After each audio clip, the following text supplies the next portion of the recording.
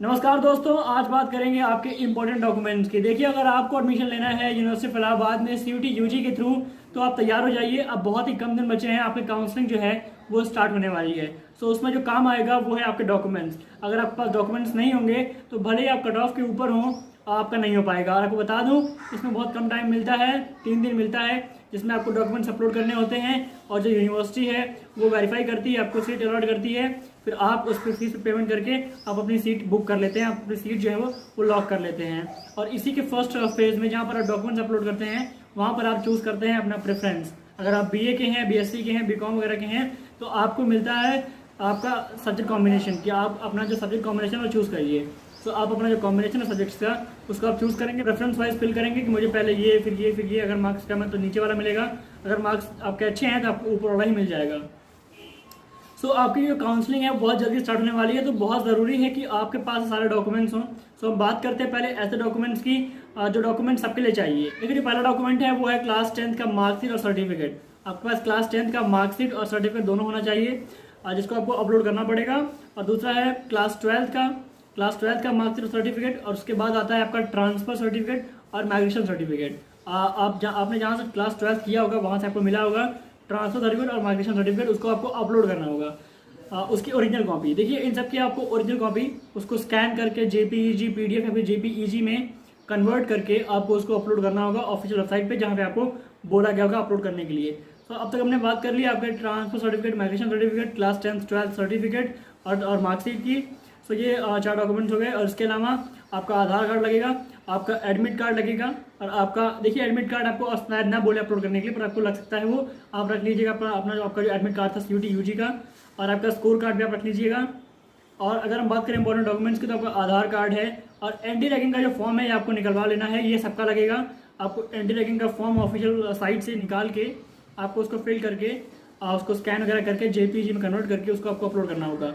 सो अब तक बात हमने कर ली क्लास 10th 12th मार्कशीट की, class 10th 12th marksheet, certificate, transfer certificate, migration certificate, Aadhaar card, anti ragging. देखिए, जो ये हैं ये सबके लिए लगेंगे। बाकी अगर आप किसी कास्ट से बिलोंग कर रहे हैं और आप कोई कास्ट रिलैक्सेशन ले रहे हैं, सपोज करिए आपका लगेगा कास्ट सर्टिफिकेट अगर आप ST SC या फिर OBC हैं। अगर आप इन दिनों कैटेगरीज में हैं ST SC OBC में, तो आपका लगेगा कास्ट सर्टिफिकेट। और वो मांगा है सेंट्रल लेवल का, बट फिर भी कई केसेस में आपका जो स्टेट लेवल का है वो भी चल रहा है। तो ये बात हो गई कास्ट सर्टिफिकेट की ST SC OBC के लिए। और जो बच्चे EWS के हैं उनके लिए ज़रूरी है कि अपना इकोनॉमिकली वीकर सेक्शन का सर्टिफिकेट है उसको बनवा लेंगे। तो ये हो गए इंपॉर्टेंट डॉक्यूमेंट्स अगर आप कोई रिलैक्सेशन ले रहे हैं तो। और साथ ही अगर आप कोई और रिलैक्सेशन ले रहे हैं तो आपको उसका प्रूफ होना चाहिए, जैसे कि NCC का, कश्मीरी माइग्रेंट्स का, PWD का। सो आपके पास ये सारे सर्टिफिकेट्स होने चाहिए।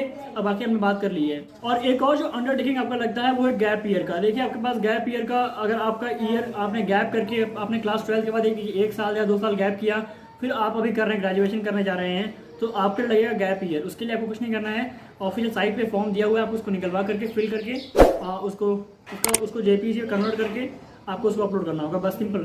देखिए, जहाँ पर आप डॉक्यूमेंट्स को अपलोड करेंगे वहाँ पर आपको और भी बहुत सारे डॉक्यूमेंट्स अपलोड करने का ऑप्शन दिखाएगा। पर अगर जो डॉक्यूमेंट्स आपके लिए कंपलसरी हैं, आपने उनको अपलोड कर दिया है, तो आप अपना डॉक्यूमेंट है उसको अपडेट कर दीजिएगा। उसके बाद जो यूनिवर्सिटी है आपको जो डॉक्यूमेंट्स को वेरीफाई कर देगी। आपको पैनिक करने की जरूरत नहीं है कि इसमें बहुत सारे डॉक्यूमेंट्स मांगे गए हैं, मेरे पास तो कुछ ही हैं।